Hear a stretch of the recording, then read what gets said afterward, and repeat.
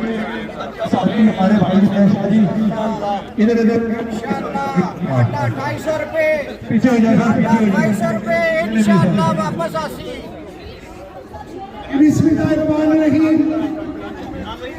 आज हम Sahibzada Jahangir focal person chairman Pakistan Tehreek Insaf जनाब इमरान खान साहब, हम इनकी कार पर आज यहाँ पे एवरग्रीन हाउस के बाहर आए हैं ये पावर कराने कि आपने अगर हमारे लीडर को पकड़ने की कोशिश की तो हम आपके एवरग्रीन टीम से बचा देंगे, आपको यहाँ से भागने नहीं देंगे। आप ये सोच रखें, पूरी दुनिया में ओवरसीज पाकिस्तानी इमरान खान और पाकिस्तान से मोहब्बत करते हैं। आप ये मत सोचिए कि आप वहां से लूट मार का पैसा लेकर यहाँ आके बैठ गए हैं और हम ओवरसीज पाकिस्तानी मुहब्बत पाकिस्तानी खामोशी से बैठे रहेंगे।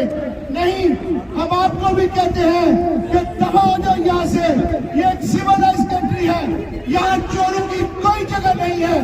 जो पाकिस्तान दर्द का जाके सामना करो, जैसे इमरान खान 4 गोलियां लगने के बाद भी वो इलाज के लिए